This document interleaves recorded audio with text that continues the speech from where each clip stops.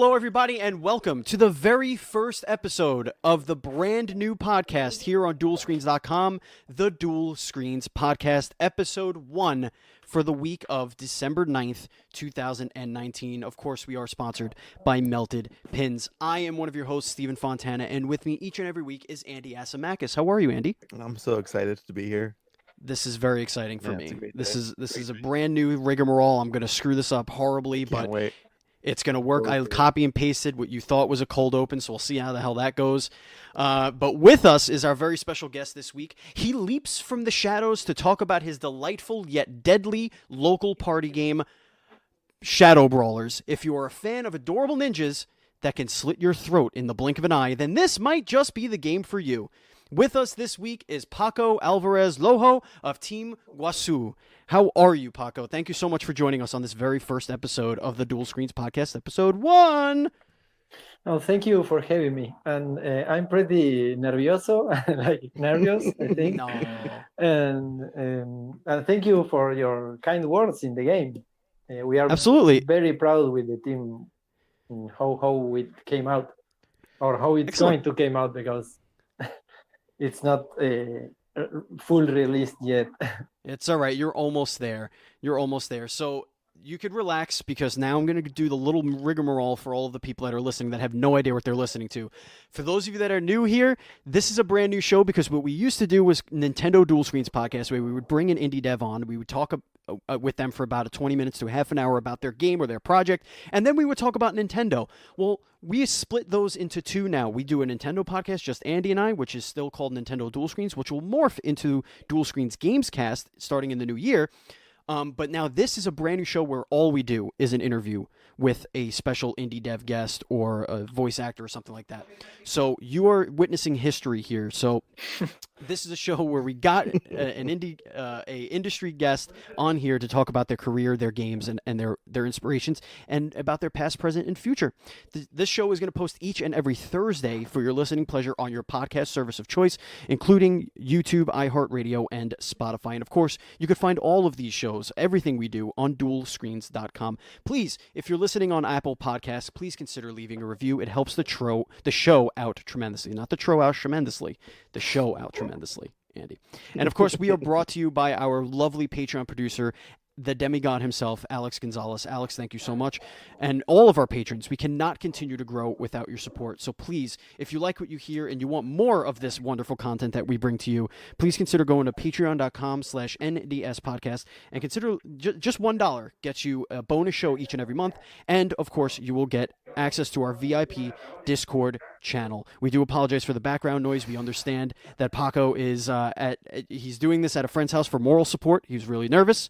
And we cannot control what happens on the other side of the microphone. So, it's good. We're going to be fine. This is going to be a great show. I'm excited. Andy's excited. Paco's excited. He's nervous, but he's excited. You know, it's funny, Steven. I was talking to Paco over G-Chat earlier today, and he asked me, so what's going to happen when the show goes down? Nobody knows. And I was like, how do I assure this man that it's not going to be complete hell? So I told him, listen, it's going to be like, it's akin to a deep dive into you, your career, and your game, Shadow Brawlers. And he was like, oof, deep dive. You do more like a dip your toe in the lake kind of a thing. And because I might embarrass myself. And I thought if anyone's going to embarrass themselves, it's going to be me and Steven. So 130 put it out there. We've done 130 Nintendo Dual Screen shows, plus bonus episodes, plus Patreon episodes. We've made plenty of fools out of ourselves. You have nothing to worry about, Paco. So let's set the stage here. At PAX East this year, Andy and I were walking the floor, and we came across this game, Shadow Brawlers. It was actually happenstance. It was like one of the small moments of time where we didn't have appointments. And we came across Shadow Brawlers, and Andy and I picked up the controller. Andy kicked my ass in about 34 seconds, but we had a blast playing this little game, Shadow Brawlers. So we made sure to get your contact information, and we made sure to reach out, towards the end of the year. And that's kind of what brings us here. So Paco, why don't you tell everybody what is Shadow Brawlers? Yeah, that's something that others might be better experts, but Shadow Brawlers is or indie project from myself and my partners, Martin Magil and Lucia Castes. You probably met Martin Magil because he's the one that went to PAX. Mm-hmm. Okay. And it's a game inspired in Towerfall. So in terms of action and speed and very very quick reflexes, but we added the twist of the stealth to a party game that there's not a lot of games that do that. There is a few, and it's like this thing where you can hide yourself from the other players because you are sharing the screen, but when you do that, you can't see yourself. So you have to be very clever when you do it and how you do it. And the idea is that the game is very easy to pick up because it's a classic platformer, but it becomes very interesting when you start to understand the nuances of the stealth action. It's all about using shadows and lighting, right? Like you're using where the map is lit up, you're exposed, but you kind of use the shadows where the opponents can't see you. You honestly, I think the coolest thing about it is you could even lose yourself if you're not paying attention. Like you could be like, where the hell am I? Where? Oh, I'm over here. I'm in the shadow over here. It's very fast paced. It's very very frantic and it has high energy. But before we get into more about the nuance of the game and all of that stuff, let's get to know you a little bit. Okay, Paco, tell us a little bit about yourself. What got you involved? How did you get involved in video game development? Well, it was an interesting journey. Look, I have been very lucky myself to get into the point I'm now. When I was very young, I played lots of games and strategy games, and Warcraft, Starcraft. I used to use the map editor a lot, so I started doing like this, custom maps or stuff like that, and I really like that, right? But I never thought that I was going to be working on that. It was more like a kind of fantasy thing. You do that, but you never expect that's going to happen, that you end up working that. So when I was to start college, I was about to enter I learned to program by myself and by high school, and I was about to enter software engineering, I think is the word. Yep. And I was not super convinced because I was thinking it's going to be super boring doing like some software for some company. But just sitting in a chair all day and lack of creativity. It's more just problem solving and stuff like that. Yeah, exactly. But my brother told me that there was this new career in the college called multimedia design, right? And it was multimedia design. Yeah, exactly. Okay. And it was a lot more interesting for what I read. Like it was more included a lot of more disciplines. Like it's not only the software but also the visuals and audio design. So it was very close to video games. Oh, by the way, can I just ask why did you gravitate towards software engineering to begin with? What was it your love of the custom maps and all of that stuff that kind of said, and you said to yourself, hey, this is kind of close to what I want to do. I want to create in this digital space. Is that kind of what drew you to that in high school? Well, really, it was because when I was playing with these tools, and I ended up also using Game Maker, the game engine Game Maker at some point, and I started learning programming by myself. So by the time I was in finishing high school, I had a lot of, not a lot, but a good amount of knowledge about programming, and I felt I was good at it. I felt more or less secure, confident. Confident. Yep. So I thought it was going to be like a more logical kind of follow-up, right? Like I know how to do this, so I go to college and I become a professional kind of thing, Okay. But it was not super. Like I was feeling that it was not really what I was going to love, to be living as a programmer of things, of systems. But at that point, I really wasn't thinking that video games was like a real thing, for me. I was in that point where I was thinking that video games was something that happened only, in North America or Europe, and Okay. big companies. The indie games, I didn't notice it. The indie games, ¿cómo se llama esto? Like What year was this about? When did you start doing this? 2000 sería 2000. Okay. Yeah. No, That's 2006, Indie games were not even. Okay, 2006. Yeah, that was like that was right before all of the indie games kind of started hitting, right? That was like right before, was it Bastion? I think was really the first one to really, and like Castle Crashers and stuff like that. That was around that time, if I remember correctly, like 2006, 2007. Yeah, those games mostly lived in Newgrounds, and that's where these games were living. A lot of experimental games existed in Newgrounds and other pages like that. But there was not like this big moment, or it was not like someone was expecting to make a living out of indie games, right? Right, I gotcha. But even so, I was ignorant, so I didn't even know that there was a lot of things happening by that time.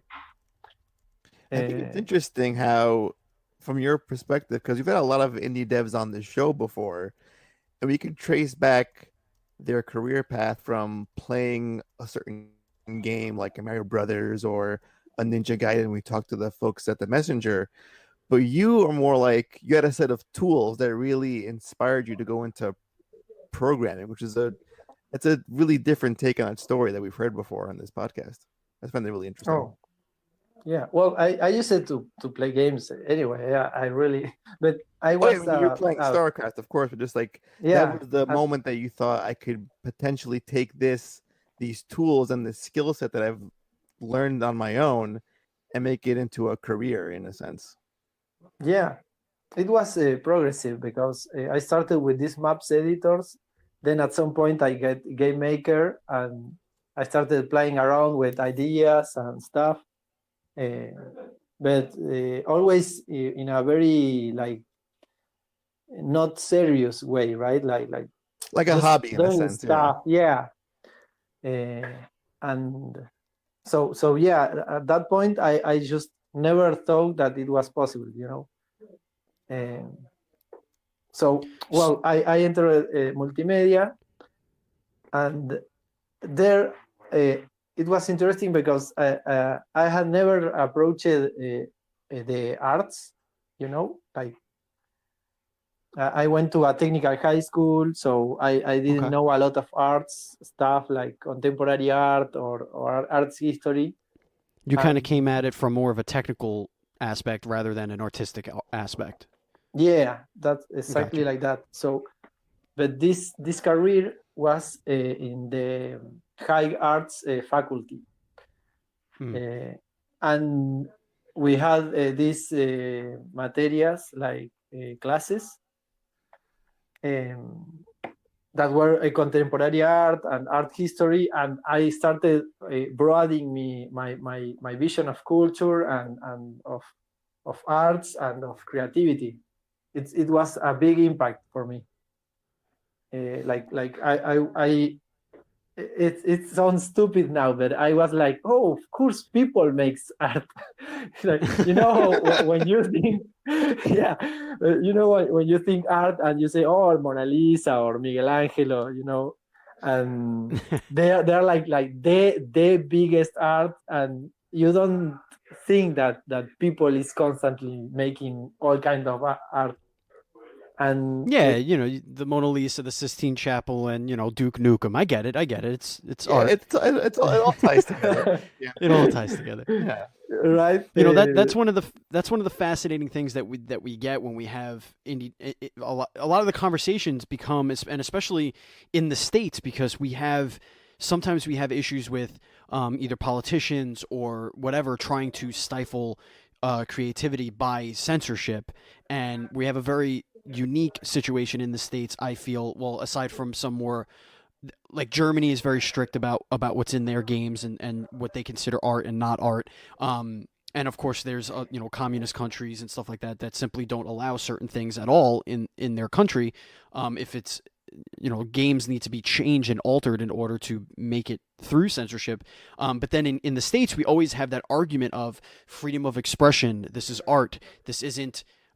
This should be treated like art. And I was actually reading an interesting article about how video games compared to movies and books and music is actually progressing much, much faster in being recognized as a real, true art form. Whereas books took years upon years, if not hundreds and hundreds of years to really be taken seriously, if not thousands, really. And movies took, if you look at it on a timeline, video games, as we know it, are really only around from the late 70s and 80s, whereas, television has been around, much longer than that. And even some people make the argument that it really wasn't taken seriously as an art form until the 70s and 80s. Same thing with films. So it's very unique to hear that you really never didn't look at it. You looked at it from that same perspective as, is, if I'm understanding you correctly, that wow, yeah, people are making art, and art doesn't always have to be a fancy painting or a clay model or whatever. There's art in these games. Is that what you're essentially saying? Well, that's what I came to understand by going to the college, mostly through the study of contemporary art. That is, how contemporary artists were constantly pushing the boundaries of art and stuff in general, and they were always questioning what was art, and that allowed me to understand more easily this idea that the art is not defined by the medium, right? Like exactly, yeah. But that was a big shock for me, because I was coming from another place, like to learn so fast about all that, right? It was like the first year I went from zero art. To understand that the world of art is so vast and rich. So you went from thinking game development, this is more like a hobby. I'm playing with Game Maker. I'm not taking it too seriously. Then you go to college, things get more intense. And then kind of walk us through when you actually started to create your first video games. I know you did a lot of game jams in the past. So when did this become like a full-fledged career for you? Well, it was kind of progressive, because I started first making my first paid jobs with this multimedia design. That it was projects that were more like interactive stands, like for publicity. And then sometimes there was the opportunity to do some kind of advert gaming or something like that. But at the same time, I went to a curso, like a workshop, that was given by Daniel Benmergui, and he that's when I learned about all the indie game movement, and there's where I started to really think that making video games was like a real thing, right? Like a real career path. And I met a friend at the college, and he was very eager to make video games too. So we started doing these jams, and at some point, there was a subsidy, like a support from the government. Oh wow! That's, Okay. Subsidized? Yeah, that's the thing. And we went with our project, or well, it was not our first project. The first project was I should start with that. Sorry. The first complete video game that we did was with Martin and Lucia. It was called This Is Not Sparta. We also worked with Christian Mendoza, that he sadly didn't continue in the game industry. He was a musician. By the way, Lucia and Martin are illustrator and animators. Got it. Oh yeah, this game looks. That's the perfect marriage. Yeah. Yeah. Well, both of them are illustrator and animators. So perfect. So yeah, this there was this page called Clay.io, and they were making a contest for HTML, like web games, HTML5 or something like that. Like HTML5 or Yeah, Flash or whatever, those kind of things. Okay. No, specifically HTML. Yeah. So, and that's considered, I guess, a browser-based gaming. It's like you could just visit a website and then boom, you're playing a game. Got it. So they made this content for their page, and we made a runner, just a runner game that's called This Is Not Sparta, and you are a Spartan in like a candy world. And it's like you are very angry because you don't know where you are, and the world doesn't really attack you, but there is like these bunnies that hug you. Yeah, and if a lot of bunnies hug you, you become like sweetened and like a good guy. Oh no, that's not good. Yeah, and that's how you end the game, like going soft, right? I am trying to find this game online. I want to play it. I want to play it right now. We're not in Sparta anymore. It's pretty hard. Yeah, it's pretty hard to find. Maybe in Newgrounds you can find it. I think in Newgrounds, This Is Not Sparta, basically. So we ended up being third in that contest. And they give us a price of $100. Nice. So yeah, it was like the first time that we got money for making a game, right? I found it. Oh my god. Yes, you found it. I'm sending you a link right now. Oh, thank goodness. Oh, it looks amazing. That's really cute. All right. So that must be gratifying to create something, and then that something actually has results. That must be really wonderful to achieve, especially so this was relatively early on in your foray into this whole situation, right? Yeah. This was like the first time that we made something, and it felt like it was out in the world, and it was like well received, like this is not just some bullshit. Like the second someone gives you money, it's like it kind of makes it more valid. Like, oh, this like you're acknowledging this has value now. We can't go back from this point anymore. Yeah, well, yeah, it can do this. It's like I can eat this. So yeah, that's what the first thing. Then we started a project with Martin. Sadly, we weren't able to start with Lucia.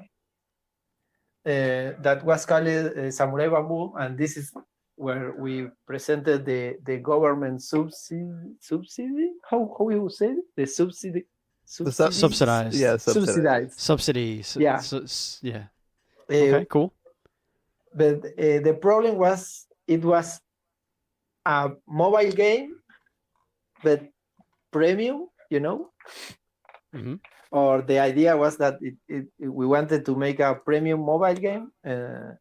We had played Sword and Sorcery, and Monument Valley just was released.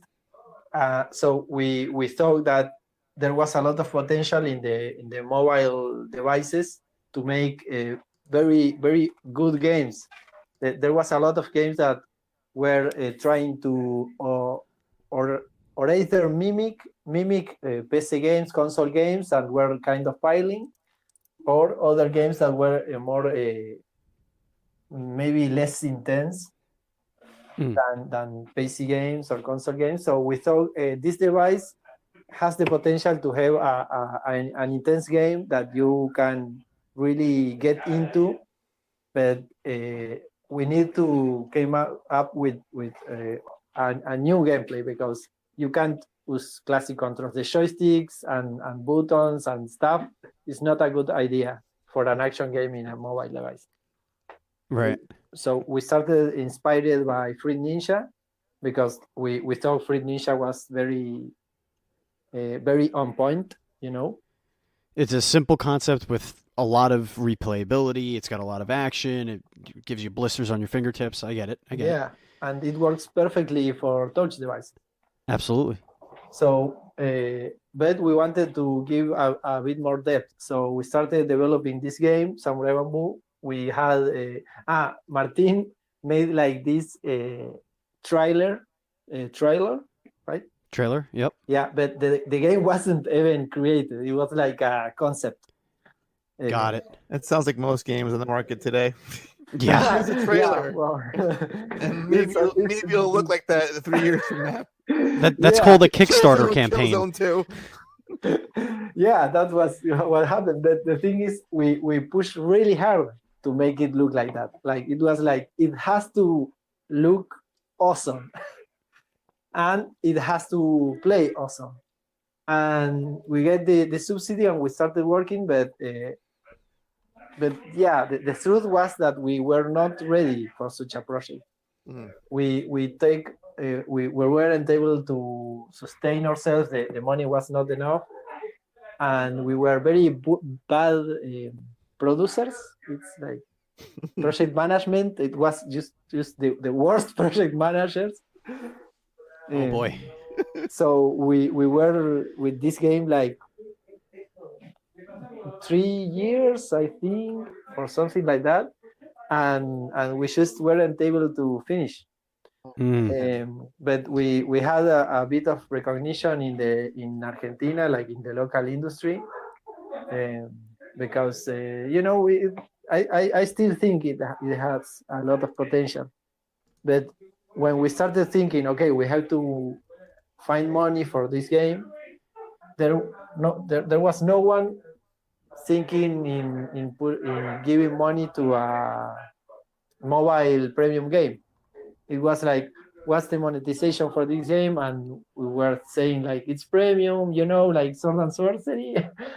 Yeah. What do you mean? You give us money, you get our product. That's Just what we're doing give here. us more money.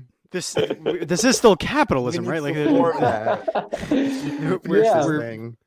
we make supply, you have demand. But we also demand more money. but also we're drowning because we're having issues over here.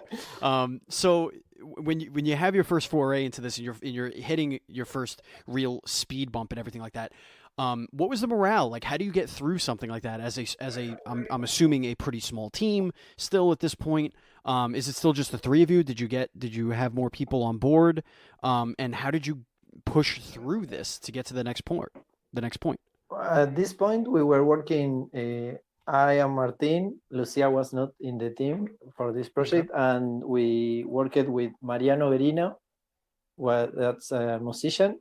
He was the composer of Samurai Bamboo, and and the morale was bad. I mean, we were slowly losing this energy. We it was becoming harder and harder to work and to advance, and it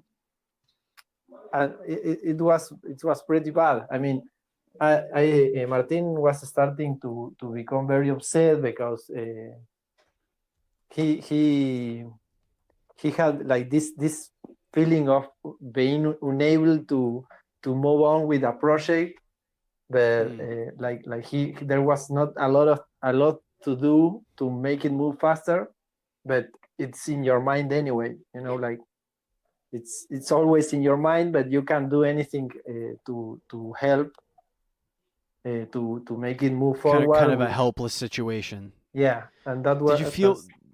Did you feel like you were maybe like you had a little bit of like an imposter syndrome, like you shouldn't be making this game because you're not capable of making the game, or was it more just like our backs are up against the wall, we bit off a little bit more than we could chew, maybe we don't know how to scale back at this point because you kind of went full on for 3 years, you said, right? You were doing this for 3 years. What was that like? Did you feel like you shouldn't be making games anymore, or was it just that project specifically? Well, just to clarify, the 3 years were very inconsistent. Like we weren't full time working this project because we weren't able to work full time. We were doing always freelance by ourselves. Got it. Okay. And trying to find the time, but it was very slow anyway. It was very energy consuming more than time consuming, and yeah, I mean the imposter syndrome, I feel it all the time. Yeah, no, believe me, we know. But yeah, at some point we were just I think the worst thing for both of us, but I can speak mostly for myself. It was I was too much in love with the project. Like I wasn't able to just chip it down. I was just I can't. You didn't want to settle. Yeah, I was like I need to make it like how I see it, and it was very hard to work with me. And I mean, I'm talking because Martin. Sometimes we had conflict because we had arguments about the game design and where the project was going, and I was really resisting. Like I wasn't open. I was a bit obsessed, and that was not good for the project, of course.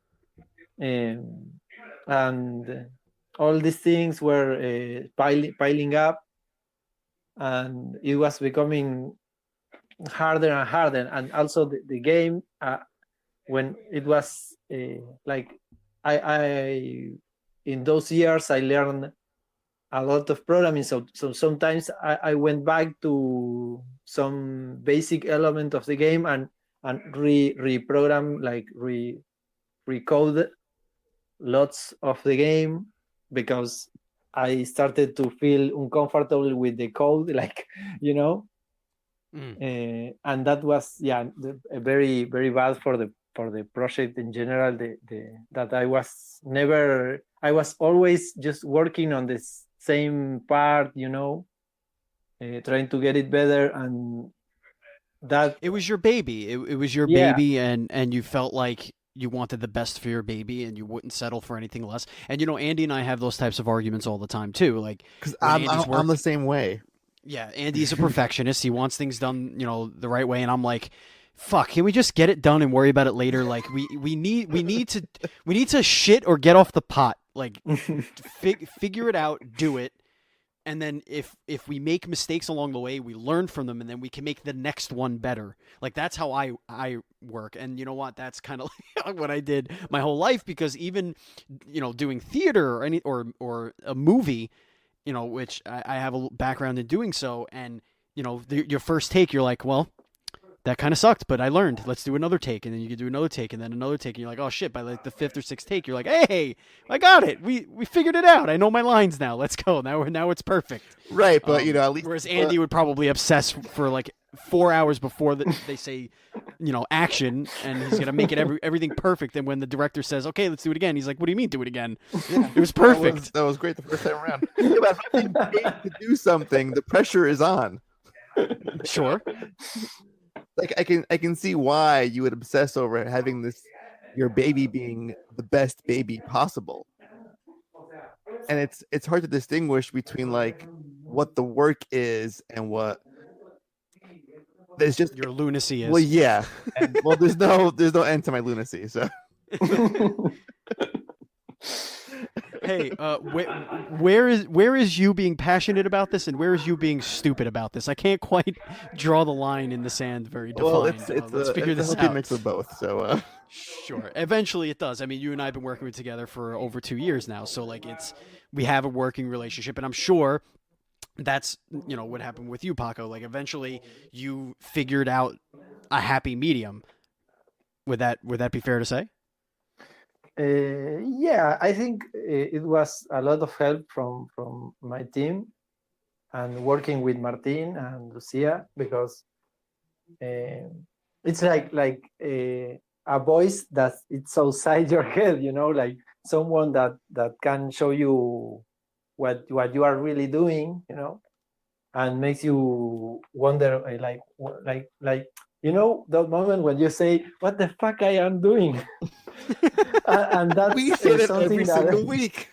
Every single week. Yeah. We hit publish, and then we're like, what the fuck did we just do?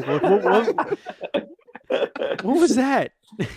Yeah. But the thing is, when there's some friend or some partner there, it helps you answer that. And when it's good, you can say, no, yeah, it's good. Like, we are not crazy, right? You talk with each other.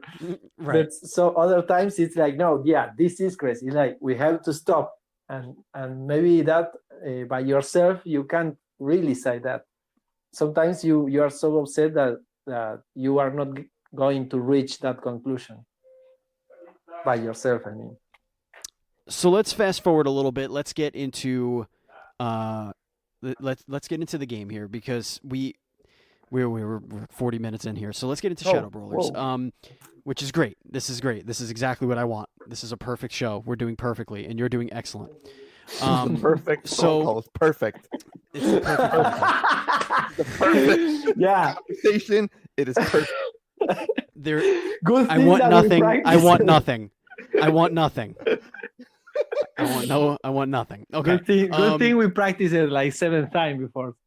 Yes.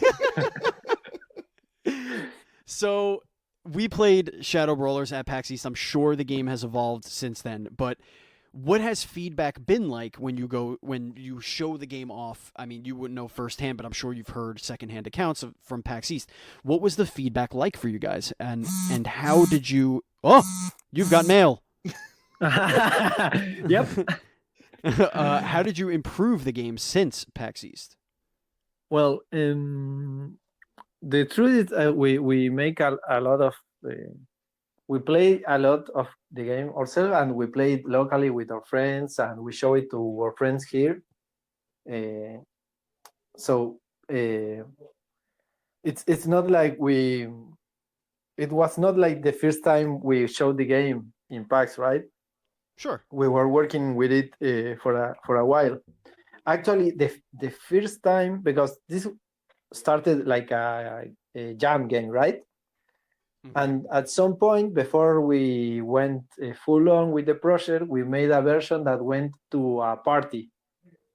There was these friends that made a party, and they were like, hey, we like to have games in our party. Can you bring your game? And we were like, yeah, sure. It was just a jam game.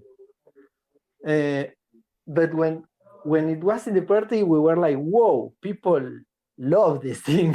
like there was guys that and girls, I mean people that were sitting in the coach while there was music and everything, and they just weren't getting enough, So that was the thing when we noticed it was a good game, and we constantly try to showcase the game in parties or in our house or house from friends, and we were always like reworking and polishing the gameplay. So when we went to PAX, we were already very satisfied, and as I heard, it was well received, right?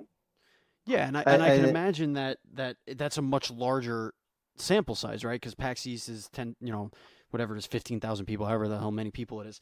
But it's a ton of people, a lot of foot traffic, and just looking at the game for 5 seconds drew Andy and I to the booth, and we stood up there and we played it, and we made our note. It draws you in immediately. It's easy to learn, it's easy to pick up, and you instantly look at it and you say, oh, this is a game we could play and laugh about for hours. Yeah, like a duck game, or something like that, like those single screen, just run around, try and kill each other, your ultimate chicken horse type stuff.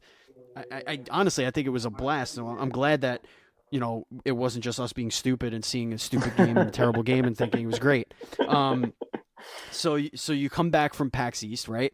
And you have all this great feedback. Does that inspire you to wrap things up, to say, okay, we have a product here that we can put some finishing touches on, we could polish this thing up, we could get out the door? Or did that inspire you to make it even bigger, or even better, because that you have such a strong foundation? Well, actually, by that time, we were already, that was very different from the other project. We were very clear about the scope. From that point, we already knew that we are going to make such number of levels and game modes and weapons, and so we were very satisfied with the feedback. But we constrain ourselves, or sure, yeah, put some restrictions on yourselves. Yeah, to just to avoid doing that. Like from our experience with Samurai Bamboo, it was like we have to finish the game. Like our main mission is to finish the game and publish. We can't let ourselves just keep adding stuff and never ending, right? So it was like very, very, very good to see that the people really like the game, and to get this kind of acknowledgement that the people that has no strings with us, they play the game and they like it. But that was what we were looking for, right?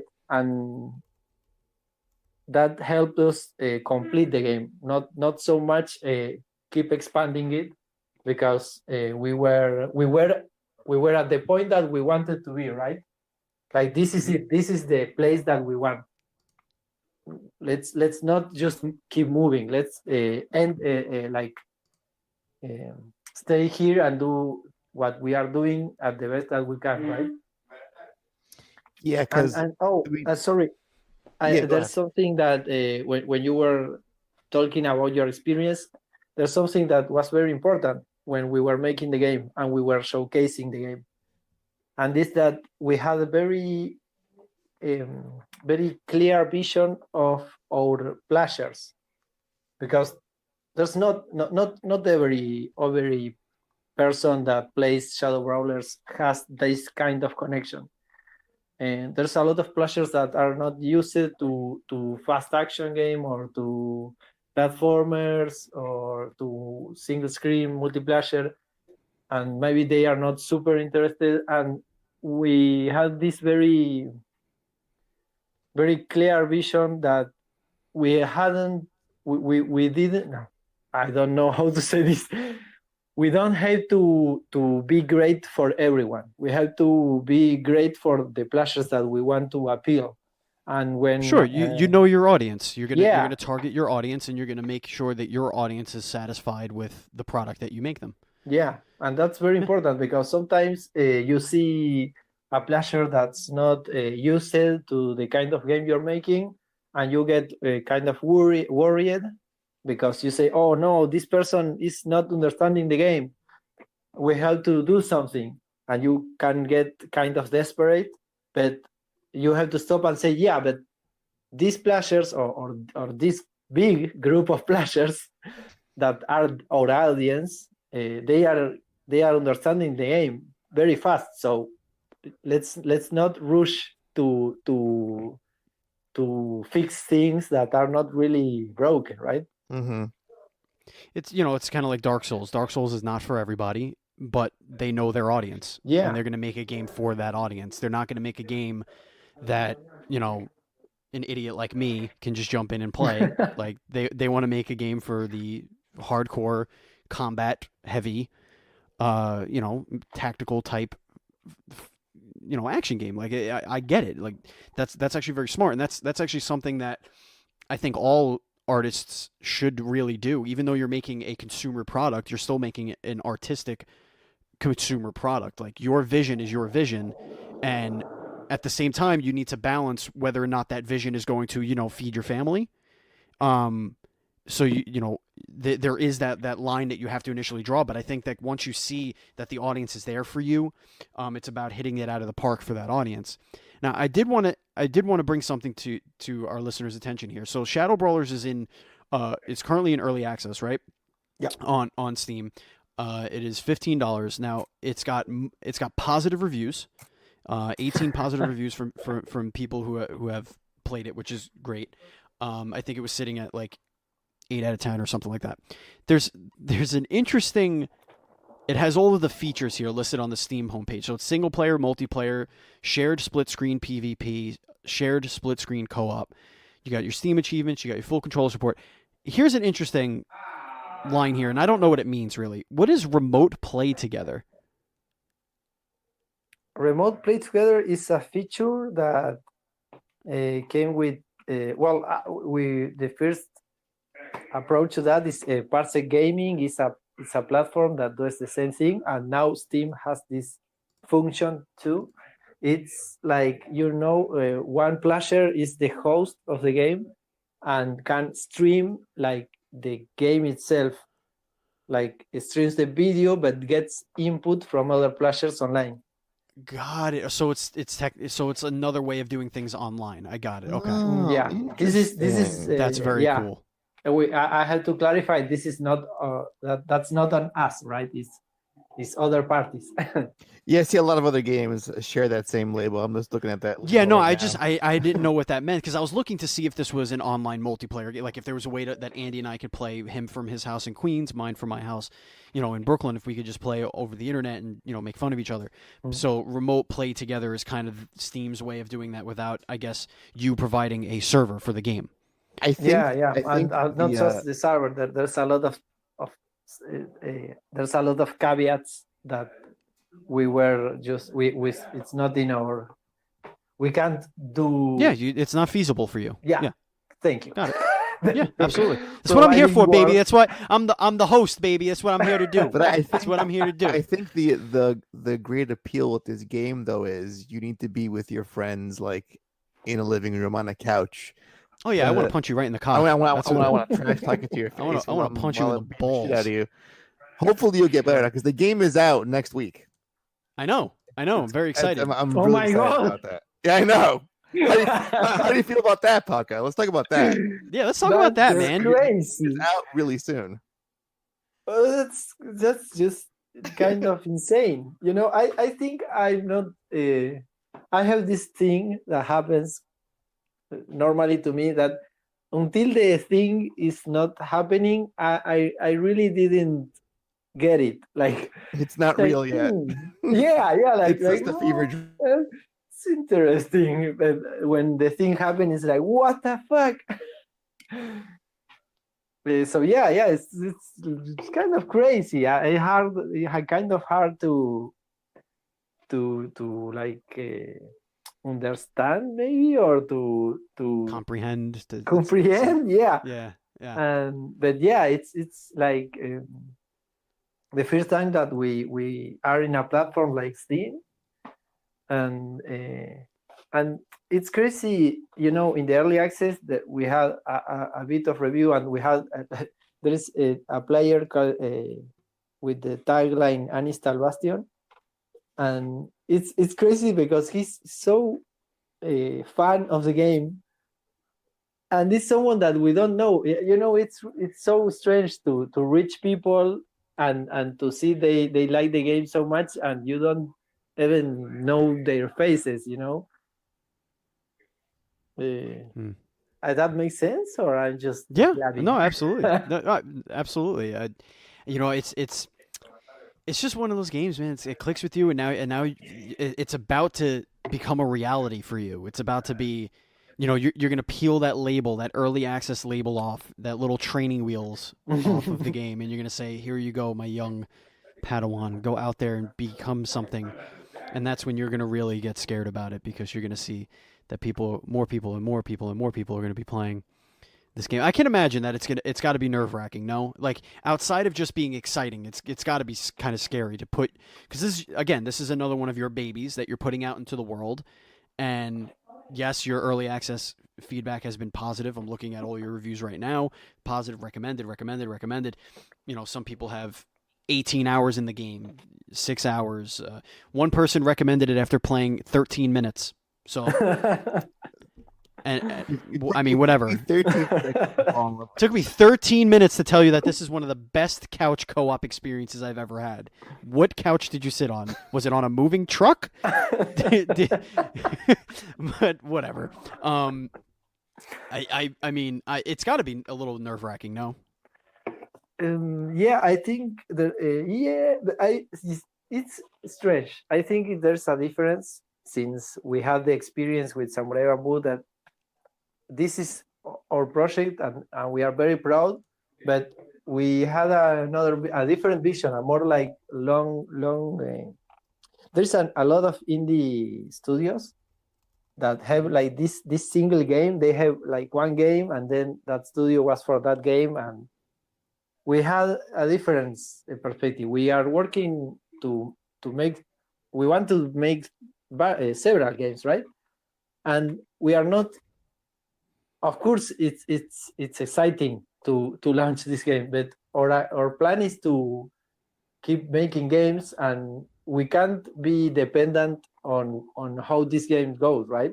Like we are starting to try to find the funding and the way to support our next game without thinking in the result of Shadow Brawlers, because our plan is to just make games, right? Like Right. we can't be in love of one project. We have to just keep doing it despite how it goes, right? So it's something exciting, but we are already thinking in a new project, and we want to it's more like okay, this was great, let's make another great game, right? See, that right there, just in this interview, we got a true character arc from you, because about 25 minutes ago, we were discussing how you couldn't let go. You were just obsessive. You cared so much about the project that you were doing. Not to say you don't care about Shadow Brawlers, but you put so much into it that it crippled you. And now at coming to this point, you're saying, okay, let's get this out and let's move on. Let's make another thing. That's a lot of growth there, and you're not doing this for, in the grand scheme of things, for very long. So that's actually congratulations on getting to this point. And believe me when I say this, Andy and I not only looking forward to Shadow Brawlers, but based solely on what we've seen review and now heard from you, we're very excited to see what you guys come up with next. let's kind of wrap things up a little bit here. Kind of get to the home stretch. What would you like to tell people about Shadow Brawlers before it comes out? What is like the one thing you want people to know about Shadow Brawlers before they go and decide to either buy it or not? Well, one thing is that it's not online multiplayer. No, but this is the thing. If you are a person that likes like action party games, like the Chicken Horse, the Move or Die, the Tower Fall, we were very inspired and by those games, and we wanted to make something that it's like in that like altura, like that quality. We were like, we had to be as good as these games. We have to want to play this game more than Towerfall. Like, we played Towerfall a lot, and it's like, let's make a game that we want to play more than those games, or not more, but the same, right? Like, that's our target. And if you like those games, I just I feel a bit egocentric saying this, but I'm sure you are going to enjoy this game. Because if you like fun with your friends, if you like yelling at your friends, like possibly getting angry with them. Yeah, do you like good video games? Do you want to have fun with your time playing video games, or do you want to be miserable? If you want to be miserable, don't buy this game. but if you want to smile and laugh and have fun, do you want to ruin friendships? Buy this game. That's also an option. Yeah. Are you looking for a way out of your relationship with your girlfriend? Buy this game. It'll figure everything out for you. Well, we're very excited for you. We want to congratulate you on your upcoming release. So this is exclusive to Steam, is that correct? For now, yes. For now, okay. Well, I mean, wink, wink. If our you like money. Our dream is to reach Nintendo Switch. Is like, if we are able to get into a Nintendo Switch, that's like we done it. It's gonna happen. That's gonna happen. That's our. That's like the fantasy kind of thing. Lots of fantasy. Well, listen, Paco, his whole career was a fantasy, so never say never. Yeah, you made shit happen, man, and we're very proud of you, and we're proud to know you, and we're very excited for you and the team, Team Guazú. We're very, very excited for you guys.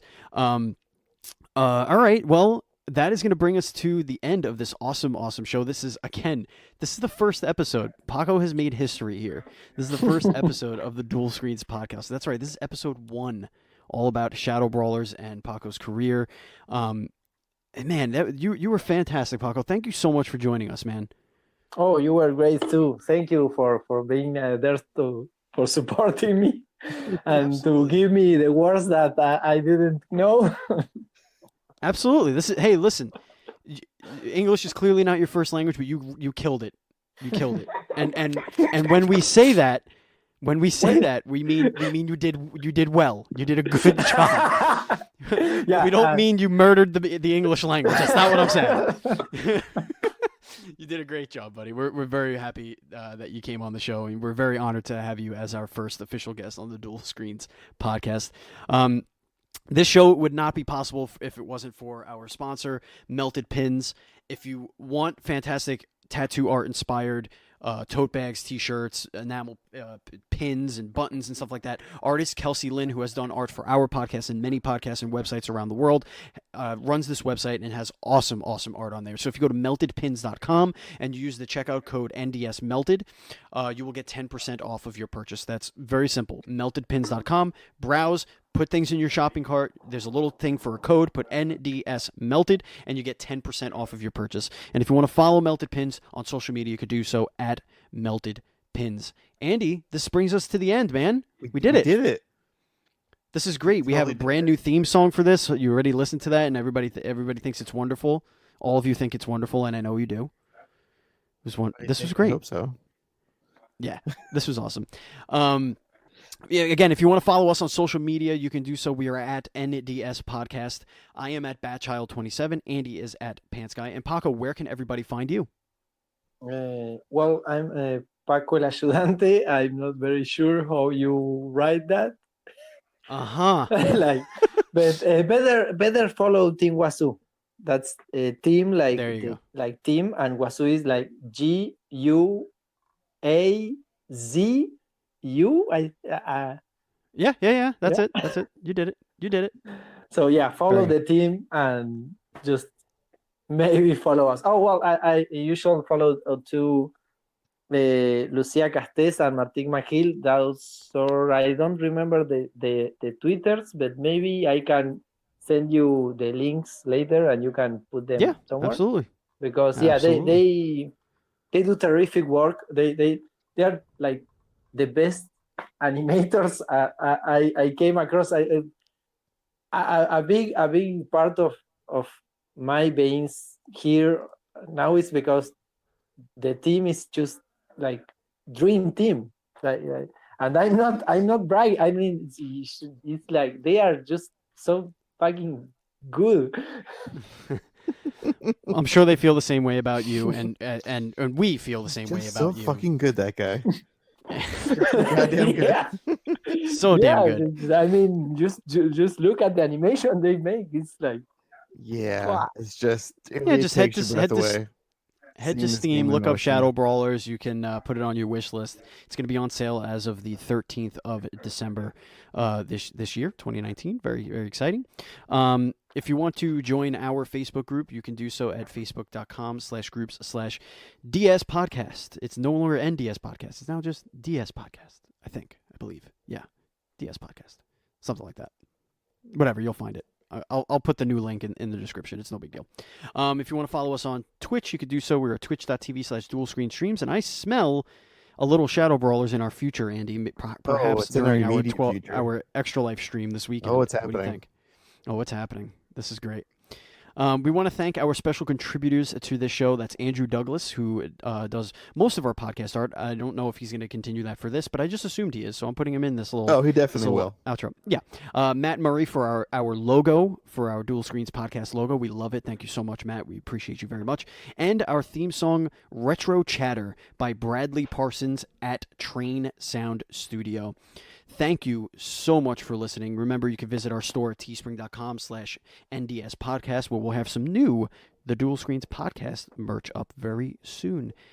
That is it, folks. This is the Nintendo Duel Screen. I almost said it. What'd you do? I almost said it. You were doing so well. Actually, you know what? I do have to ask you, Andy. Do we know who our guest is for next week? Not as of yet, because this whole thing is still very new to us. Now we can cast a wider net with guests, I feel. So now we can get any Joe Schmo off the street. This is great. Which we will. I'm going to pull a guy. It's going to happen. The block. Yeah. Hey, you once drew something on a piece of paper. Do you like games? Talk to us. Anyway, that's it, folks. This has been the Duel Screens Podcast, episode 1 for the week of December 9th, 2019. Thank you, Andy. It's a pleasure always to podcast with you. I love you very much. And thank you, Paco, for joining us. And good luck with absolutely everything. We cannot be more excited for you. Thank you so much for having me. And Absolutely. I hope this first episode is a success. This was awesome. Thank you so much again. Thank you, listeners. And until next time, take care. And as always, please be excellent to each other.